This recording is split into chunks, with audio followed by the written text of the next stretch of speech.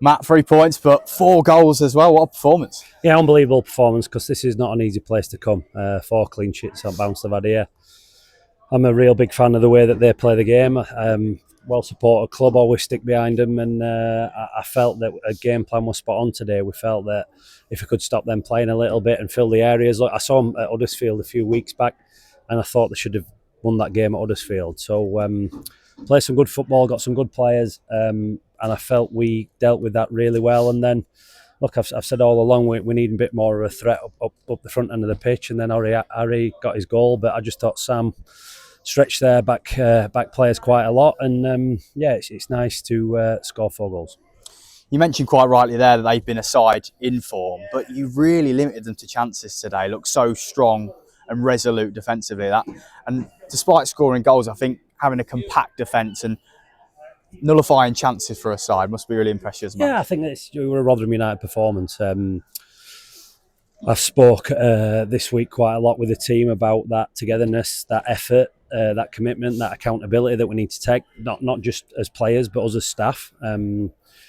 And we knew that how important this week was, and I said how important this week was. I'm disappointed not to get 9 points, which is probably a little bit wrong on me, because I felt we should have won the game against AFC Wimbledon the other week. But look, I'd have took 7 points at the start of it, especially coming to a tough place like this. And you said, I thought we looked strong. I thought we looked a threat from Dorse all the way through. Dorse took that catch early on, and fair play to him. I know there's been a bit going on with Dorse and kind of our fan base a little bit, but look, he's been exceptional, as are some of the other lads. But look, as I always say, I never get too high. When we win, never get too low. When we lose, the process will carry on, and we've got a tough game next week against Cardiff.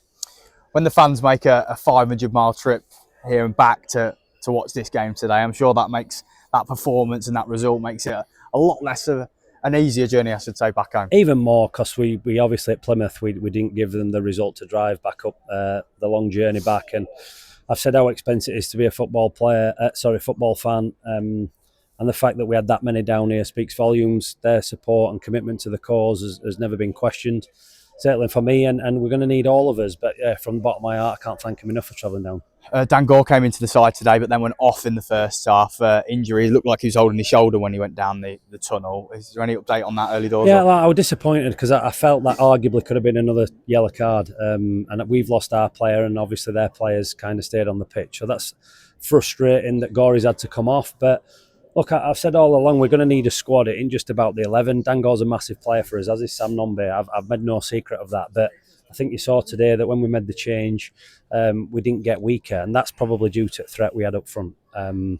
If our strikers can take the pressure off the defensive unit, it doesn't half help. And I felt that Harry and Noms and even our Johnny, when they come on at the end there, was a real threat, and we could have arguably scored more goals. Speaking of threat up front, Harry Gray got his 2nd goal in the league today. 17 years old, must be delighted to see him. Yeah, top player, top lad, good family. I think I've said everything I need to say about Harry. I know there are a few eyebrows raised when obviously Leeds kind of sent him to us, but I think that's the relationship I've got with the lad, and obviously the family came to the forefront, and the fact that now he's playing week in, week out, scoring goals. I've said all along, look, he's going to be a top player, as the Leeds fans know, as I know, and as probably even more our fans know now, because there was a few eyebrows raised about his age, etc. But I've always said if you're good enough, you're old enough. Of course, 31st of January, so you probably expect the question. The window's just about to shut. Is there anything close to happening that you can tell us about? We've got a few things that are close, so I'm hopeful on. I've been here before though, so I have to be very careful and not get too optimistic. But I certainly think, look, with a result like that and the team firing and scoring goals, it makes recruitment a lot easier. Obviously, at the start of this week, it sounds weird, but we're second bottom. Now we're not in the bottom 4.